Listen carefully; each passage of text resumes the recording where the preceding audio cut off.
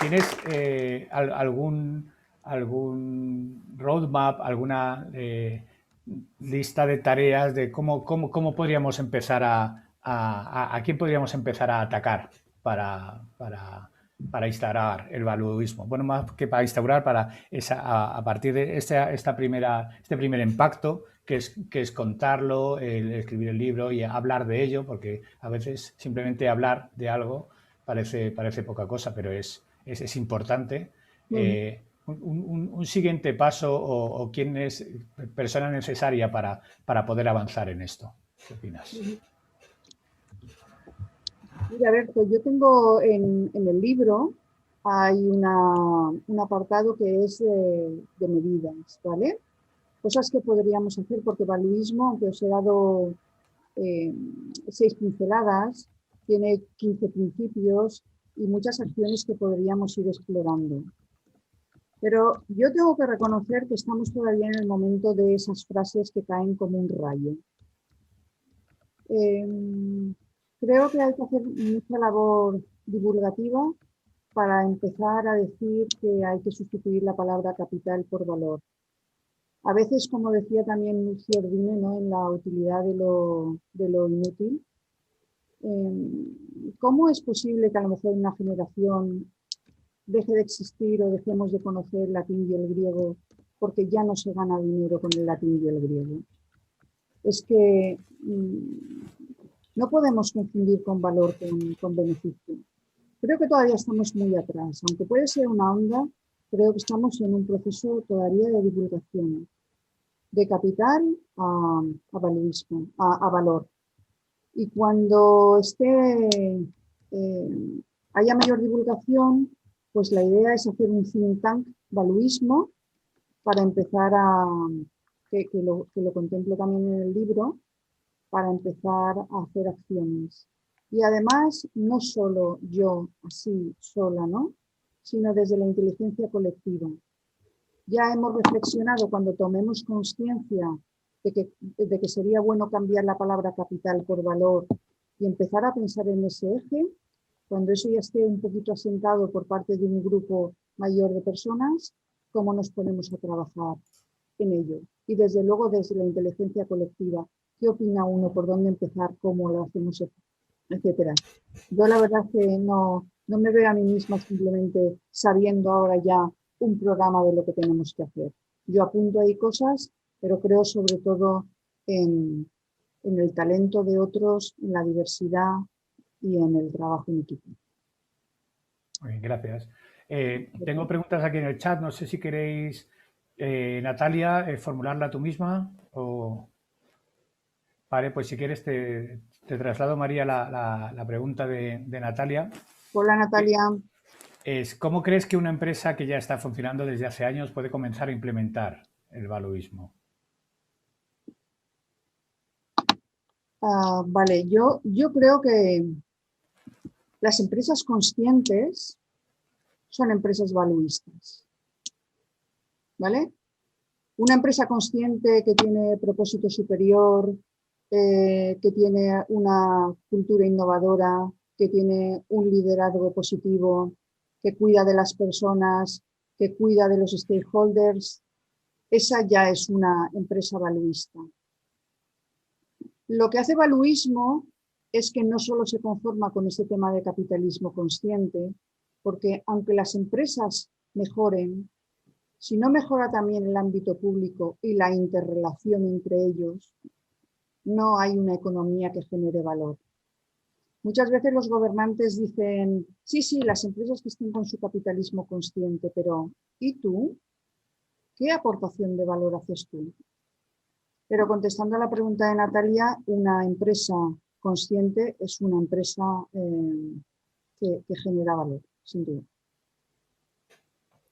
Tenemos también pregunta Gracias, María.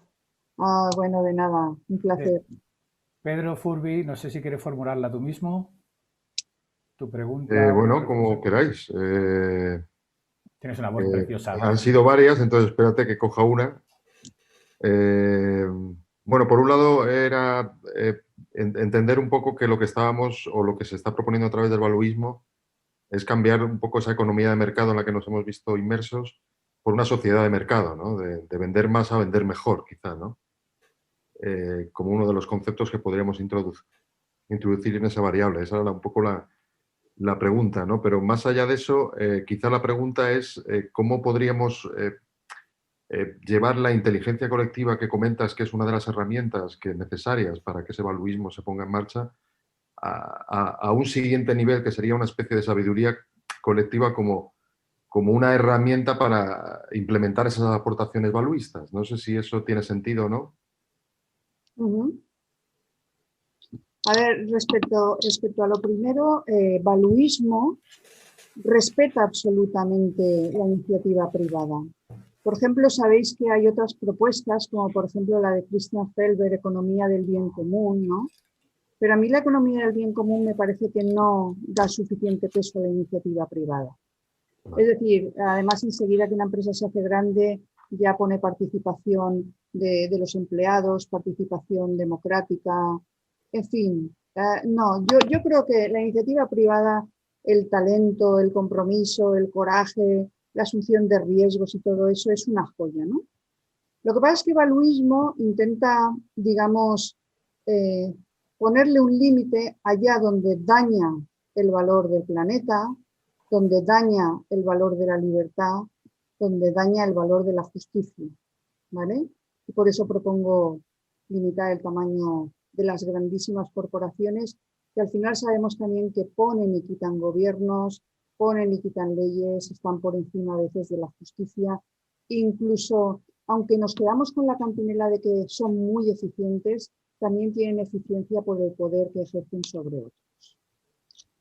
Sobre el tema de la inteligencia colectiva, pues, a ver, yo no tengo prisa. Mirad, los grandes procesos como por ejemplo el voto de la mujer o la integración de las personas negras, ¿cuánto tiempo llevan? Yo lo veo desde una perspectiva también histórica de conciencia. Empezar a mover este tema, empezar a hablar de estas cosas. Está relacionado un poco con lo que antes le respondía también a Berto.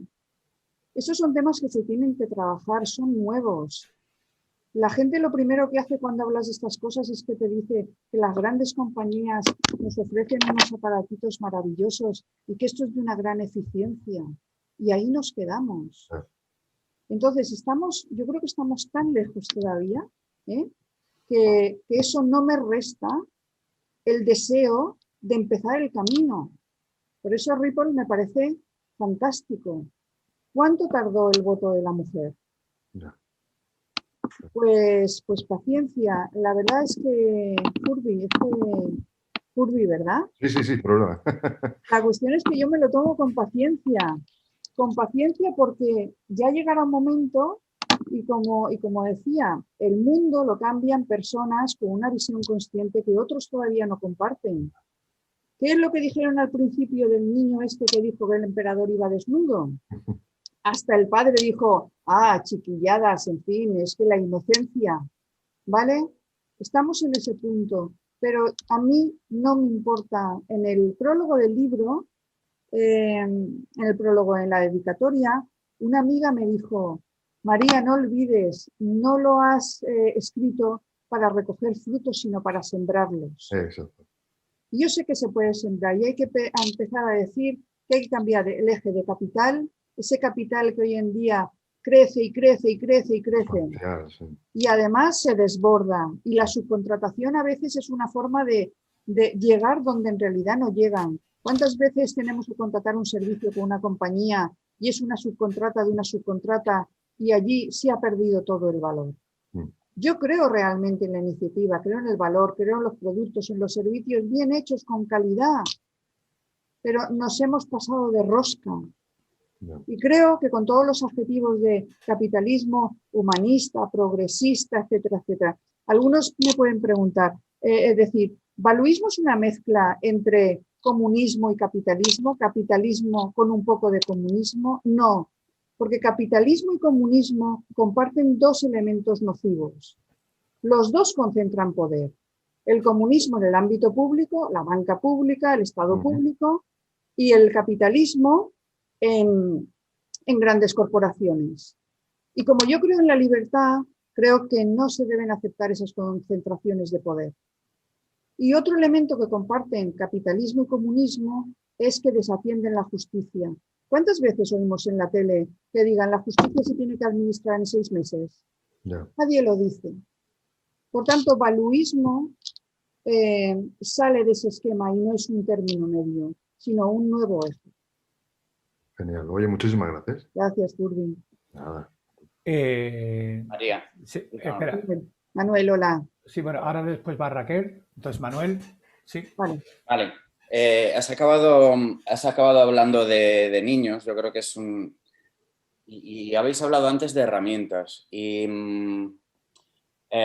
yo creo que hay una paradoja en el sentido de que estamos en el mundo cada vez nacen menos niños. En Europa cada vez nacen menos niños. Los índices de fertilidad se reducen. Los niños no juegan ya en la calle. Yo creo que los niños podrían ser una solución o una herramienta de alguna manera, igual que lo contabas al final, a través de Sí, del cuento. Del cuento. Porque de alguna manera los niños pueden... puede sonar, sé que puede sonar ingenuo, ¿no? Pero son como una unidad de medida, ¿no? Ponía el otro día en un chat un ejemplo de los canarios que se usaban en las minas para detectar cuando había un gas que es inoloro o incoloro, y que yo creo que de alguna manera los niños funcionan de la misma manera en nuestra sociedad. Si la sociedad se está quedando sin niños y los niños no juegan en la calle, hay un problema implícito ahí, ¿no? Luego también está nuestro comportamiento con respecto a los niños. Los niños, parece que estamos en la sociedad, los mayores, para educar a los niños y no aprendemos nada de ellos, ¿no?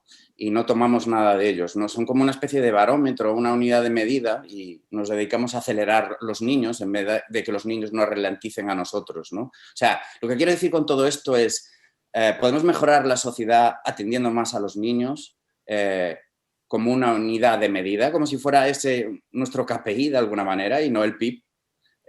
¿Hay algo por ahí? ¿Crees que puede haber algo? Pues mira, sí, sin duda. Quizá con eso que estábamos antes diciendo de no queremos recoger ya frutos sino sembrarlos y las cosas con tiempo. La educación es un elemento esencial, pero tenemos a nuestros niños viendo la tele con el CSI y todas estas cosas, en fin, y con los muertos y con los juegos interactivos. Lo bueno que tienen los niños es cuando son niños, ¿no? Pero ¿cómo los estamos educando? ¿Qué referentes tienen? ¿Cómo va uno a practicar la cooperación si no tiene valores de cooperación y serenidad y diálogo? ¿Cómo podría uno aprender inglés si nunca está expuesto a nadie que hable inglés ni a ningún maestro de inglés? Es imposible. Entonces, claro que tenemos que empezar a hablar de educar a nuestros hijos con valores, a serenar esta competitividad, ¿vale? A serenar. Por eso yo en las pinceladas he puesto una, tengo más, ¿no? Pero es un poco reducir la violencia en el ocio. O decimos, es que no cooperamos. A veces se dice, hay quien dice, no, cada vez hay más economía colaborativa, cada vez hay más colaboración. No, la economía de las habitaciones de alquiler o de los coches compartidos, en el fondo sigue siendo beneficio de dos partes, que ahora podemos hacer a través de las herramientas online, pero sigue siendo economía de beneficio. Y si no serenamos los mensajes, ¿cómo vamos a hacer? Tenemos también la responsabilidad. Los niños, pues sí, los niños son una bendición, pero tenemos que serenar y ayudarles a ver también el largo plazo. Pero si estamos en una tendencia cortoplacista, los padres llegamos a casa con el cortoplacismo del beneficio, del presupuesto. Lo que vemos en la tele, los gobernantes, que hoy cambian el mensaje porque da más rédito electoral o menos. Claro que hay que educar a los niños en valores, en visión a largo, recuperando los temas que dan valor. Yo no sé cómo lo vamos a hacer si antes no generamos ese estado de opinión. Manuel, es que hay mucho por hacer. La esperanza que tengo yo es que si actuamos en los niños o desde los niños, no es tan a largo plazo. Los niños crecen muy rápido. Pero ¿cómo actuamos si resulta que cada uno cambia las leyes de educación y hay una rivalidad y se cambia? ¿Y cómo lo hacemos? Claro que sí. Si en realidad, si quisiéramos, lo podríamos hacer en muy pocas generaciones. Mientras tanto, los que tenemos que tomar conciencia somos los mayores, que somos los que diseñamos los negocios del ocio, los que hacemos las leyes de educación, los que en definitiva estamos diseñando la economía. Podría decir, bueno, en el tema este de los niños, es que Perdona, creo que... perdona, Fátima, perdona un momentito. Raquel y ahora... es verdad, perdón. Perdona, Manuel, no sé si te he contestado, pero lo que quiero decir es que hay mucho por hacer. Y al final los niños no salen a la calle, pues porque a veces los padres también llegan tarde y los niños no pueden estar en la calle y el padre tomando la fresca o la madre tomando la fresca allí, porque tenemos un mundo acelerado y estresado. ¿Cuánto tiempo le dedicamos a los hijos? Pero eso sí, inventamos cosas para conciliar. ¿Pero por qué? ¿Cómo conciliar? Es que conciliar sigue siendo ponerle una tirita a un problema, y es que tenemos que frenar y desde el origen replantear las cosas de otra manera. Desde luego, con tantos papeles en las empresas, papeles. Es que claro, es normal, ni que trabajáramos 80 horas a la semana, vamos a ir siempre estresados. Hay que cambiar el planteamiento. El tiempo con los hijos es un valor, pero no con el remedio de la conciliación, sino que hay que empezar más abajo, desde la fuente. Muchas gracias, María. Gracias. Sí, Raquel. Hola, ¿qué tal? Buenos días. Voy a hacer una mínima intrusión para decir que yo también soy de Salamanca, aunque esté en Madrid. O sea, que me ha encantado ver lo de Furby de Salamanca. En todo caso, no, yo tenía un pequeño cuestionamiento a lo que has planteado ahora al final, María, y luego un comentario también a raíz de lo que ha dicho Manuel. Mi pequeño cuestionamiento, tienes toda la razón del mundo en el sentido de que el voto de la mujer tarda un montón, la integración, la inclusión.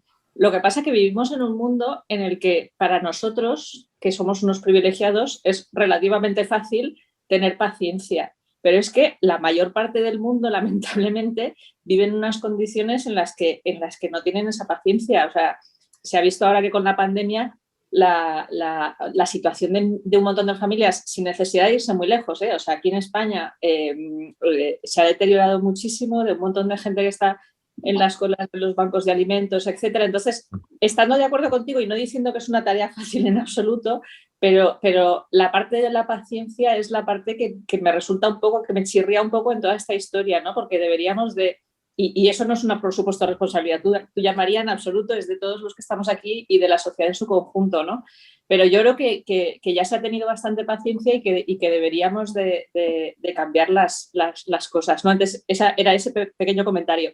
Y en relación con lo que ha dicho Manuel, yo creo que sin pensar en niños, ya se está viendo que las generaciones más jóvenes no ven las cosas de la misma manera que nosotros. O sea, depende, ¿no? Pero yo soy abogada, trabajo en un despacho y yo cuando empecé a trabajar, yo trabajaba las horas que fueran porque lo que pensabas, o sea, tenías esa cultura, un poco lo que estaba diciendo María, ¿no?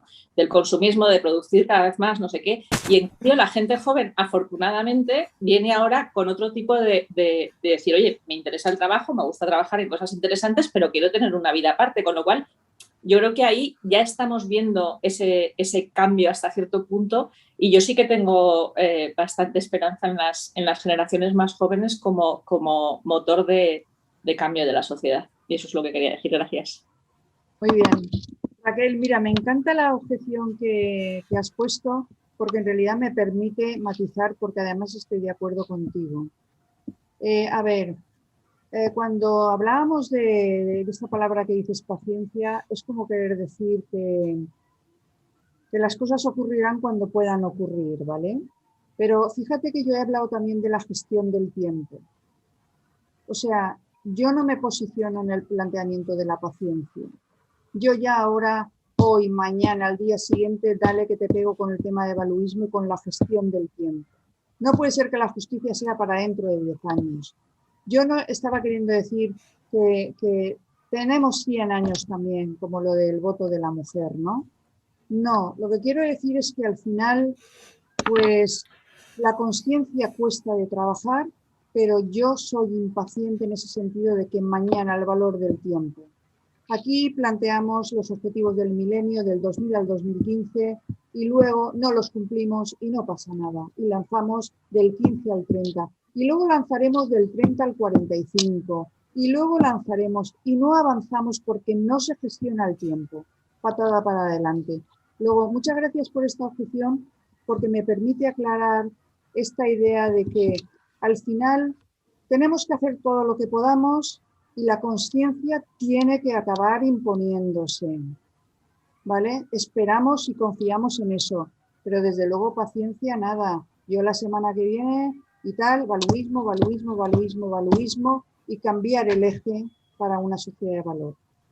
Respecto al tema de los jóvenes, pues sí, es importante, pero lo que pasa es que a veces los jóvenes ya no quieren trabajar en una compañía que no sea consciente, una compañía de esas que les destroza. Pero vuelvo al planteamiento del valuismo. ¿Y qué pasa con el ámbito público? Es que la consciencia no tiene que estar solo en las empresas, que esa ya está iniciada con el capitalismo consciente, con el propósito superior, con humanizar las organizaciones, que todavía es una tarea pendiente, pero esa ya está. ¿Y el ámbito público que está? Rezagado, lento, en el electoralismo y orientada al poder. Hay que llevar eso también. Ojalá los jóvenes se planteen entrar en política para cambiar, pero a veces no entran para cambiar, entran para seguir siendo soldados de los partidos. Entonces, valuismo, sobre todo lo que hace es que considera, porque la economía es un único sistema público-privado, porque no se puede generar valor solo desde el ámbito privado, sino que necesita también del ámbito público. Pero me han encantado tu objetivo me ha encantado, Raquel. Estoy de acuerdo contigo. Fátima, perdona. No, casi también me habéis contestado. Bueno, buenos días, la primera vez que asisto a estos desayunos y muchas gracias a María por invitarme. Yo estaba también con lo de la paciencia por el tema de, bueno, estamos en la crisis otra vez, como siempre estamos en crisis, ¿no? Pero de esta pandemia, y creo que es el momento que aquí hay que coger la oportunidad justamente para este cambio, porque ahora mismo la sociedad ya está cambiando, no va a ser lo que era. Entonces, quizá, María, es realmente el momento, ¿no?, de introducir este valuismo, porque yo lo que estoy viendo es que esta crisis, bueno, la pandemia que hablaba más solidaridad, vamos a tener el cambio climático, vamos a estar luchando por él, etcétera, etcétera. Yo estoy viendo lo contrario. Quizás sí que hay solidaridad abajo, pero como decía Raquel, hay países, yo trabajo con los objetivos del milenio, la desigualdad está siendo brutal, la gente cogemos el coche para no contagiarnos, los gobiernos están controlando, entonces creo que hay que hacer mucho activismo y aprovechar este momento, bueno, no sé, para este cambio. Quería preguntar a María cómo ve en este momento, ¿no?, con el cambio de la sociedad, el valuismo, cómo lo podemos incorporar. Casi has contestado también cuál es el papel de los gobiernos, ¿no?, en esto, sobre todo en nuestro país, las instituciones. Yo creo que la ciudadanía, como habéis puesto, economía colaborativa, nuevos espacios, hay mucha gente trabajando, quizá falta unirse, pero no veo claro eso, el papel que se le da aquí a las instituciones. Y ya por terminar, el tema de los niños, que me ha gustado mucho. Claro, es que ellos son los que van a cambiar. Yo también confío en la gente joven, veo que las nuevas generaciones tienen unos valores en estos momentos muchísimo más altruistas y demás. Y los niños, la educación, pues en los colegios ya sabemos, depende, hay que dárselo desde casa. Y a mí me preocupa este control, ¿no?, de pantallas, porque al final la conciliación ahora estamos muchísimo más en casa y les dedicamos menos tiempo muchas veces, ¿no? Entonces, bueno, quería poner en la mesa estas contradicciones para saber si el valuismo nos puede ayudar. Y muchas gracias por esta filosofía o nuevo paradigma, no sé. Muchas gracias, Fátima. A ver, mira, para mí el papel de las instituciones es crear valor. Yo creo que lo público, por diseño, siempre se va a gestionar peor que lo privado. Porque ¿sabéis cuando tenemos un tema privado y estamos en casa por la noche, dale que te pego, a ver cómo hacemos esto mejor, qué pasa? Eso genera también pues mucha iniciativa, mucho valor. Yo creo que las instituciones tienen que ser pequeñas, que los estados tienen que ser, las administraciones públicas tienen que ser pequeñas, los gobiernos también, pero hacer lo que tienen que hacer. Y es regular la iniciativa privada para que genere valor en el sistema. Tienen que dar solidaridad, ¿vale? En vez de gastarse el dinero en tanta burocracia para que yo mañana tenga un carné de no sé qué cosita porque dice que como soy viuda o como soy no sé qué y tal y cual, voy a tener estas ventajas en concreto. Estamos en cosas pequeñitas y la cuestión es que hay que dar una educación realmente en valores, hay que dar solidaridad porque hay gente que está fatal. O sea, no se puede dar, no sé, 100 euros a una persona que tiene un problema de dependencia. El Estado tiene que ser solidario y tiene que favorecer la justicia. ¿Pero qué hace? Se enreda en burocracias. Yo cada vez que veo la tele y es nueva ley de no sé qué, nueva ley de no sé cuántos, nueva normativa de tal. Dios mío, pero ¿cuántas cosas? ¿Qué día van a eliminar cosas para que se pongan los recursos realmente donde hacen falta? Porque nos gustaría mucho mañana poder tener justicia, mañana tener un problema y que haya solidaridad, que nos ayuden, no un montón de papeleo para que al final te den 100 euros, eso no da valor a la ciudadanía. Entonces, esa es la primera. Pero sin embargo, ¿qué hace hoy en día el capitalismo también en los países a veces que están en situaciones de mayor pobreza? ¿Qué hace el capitalismo? Va, extrae el beneficio y ya está.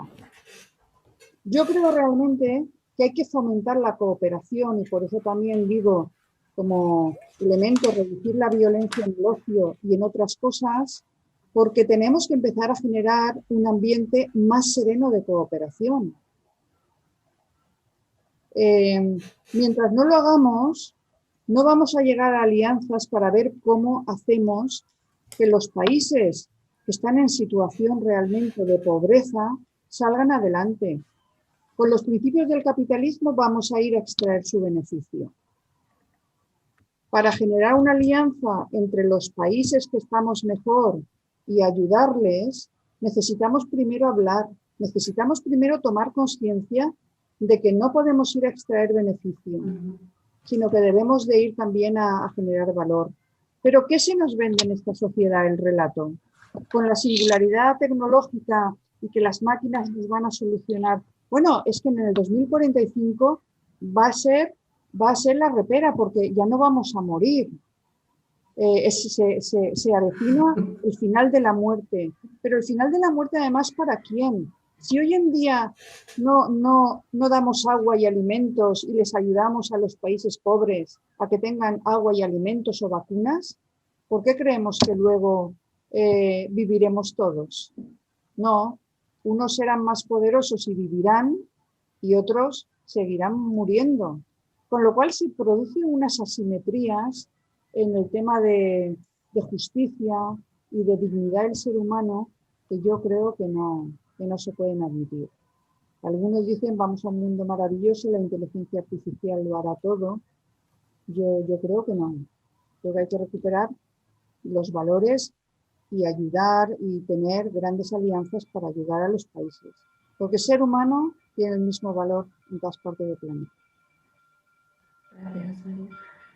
Carmen, tenías varias cuestiones, no sé si... No, pero bueno, lo primero que yo quiero darle las gracias a María por estar hoy con nosotros. Yo he tenido la suerte de leerme su libro, así que soy una privilegiada, os recomiendo a todos que os lo leáis, porque es una gozada hablar de temas, ¿no?, tan complejos como puede ser el modelo económico de una forma tan sencilla y tan reveladora, que es verdad que en la presentación que has hecho yo creo que enuncias líneas muy interesantes, pero el libro es una joyita y además muy orgullosa porque está a la altura de otras grandes pensadoras que me imagino que conoceréis, internacionales, como Mariana Mazzucato o como esta mujer británica que habla de la economía del donut, ¿no? O sea, que me siento súper orgullosa.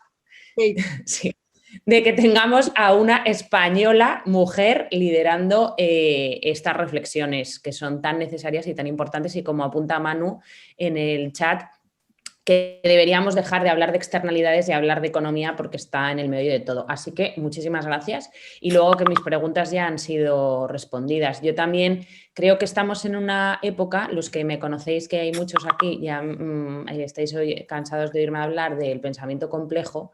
Pero es verdad que lo que me gusta de tu aproximación, María, es que es sistémica, ¿no? O sea, que al final no es una cosa o la otra, porque comprende, ¿no?, de alguna manera que la realidad es compleja, ¿no? Entonces, las propuestas que se planteen tienen que ser complejas también. Y hablamos un poco de cuando hablamos de los niños, yo que tengo 4 hijos, y muchas veces es como, Dios mío, traes a gente que se va a cargar el planeta y que necesitamos que, ¿no?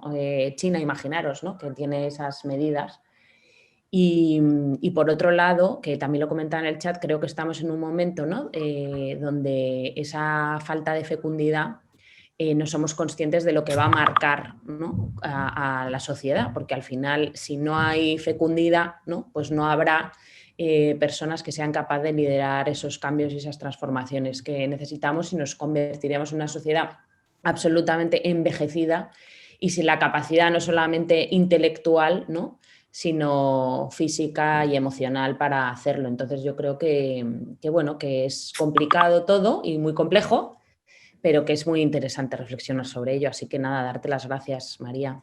Muchas gracias, Carmen. La verdad es que ya sabes lo bien que me siento en Soulside, porque quizá el tema, y como hemos hablado siempre, cuando hablamos de humanismo, muchas veces hablamos de arte, hablamos de filosofía, hablamos de historia, incluso hablamos de tecnologías, pero yo la verdad es que soy economista. El núcleo duro de la transformación es la economía. Al final las personas no tienen tiempo de leer si están en una economía consumista, cortoplacista y estresada. No hay tiempo para la filosofía. A veces nuestra alegría o la disponibilidad de educar a nuestros hijos depende también de la economía. Si es que a veces el trabajo nos tiene atrapados. Entonces, yo creo que mi forma de abordar, a mí me encanta, ¿no?, el tema de la filosofía también. A veces digo, ¿por qué no he sido filósofa?, ¿no? Que bueno, me parece maravilloso. Pero creo que mi aportación, en vez de querer ser filósofa, es decir, María, ¿qué hay que tocar de la economía para ser humanistas? Y digo, pues mira, pues soy economista, pues voy a hacer esta aportación desde la economía. Esta economía que tenemos no sirve al ser humano. Y el capitalismo con adjetivos no sirve al ser humano. Y creo que la mejor forma de humanismo es cambiar la economía.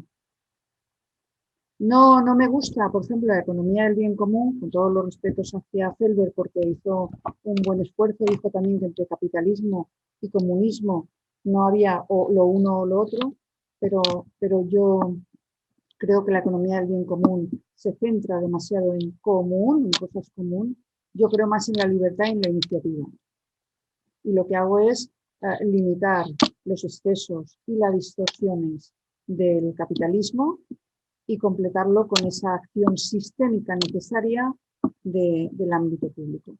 Pero no vamos a poder generar esas alianzas y esos acuerdos mientras tengamos la economía a toda pastilla revolucionada con violencia, con competitividad, y si no, escuchemos al Parlamento y veremos cómo hoy el Parlamento es peor que hace 3 años o 10, porque estamos alentando que ser fuertes es agredir al otro, ¿no? Y para que los demás te aplaudan. Todo eso hay que cambiarlo, hay que serenarlo. Muchas gracias, Carmen.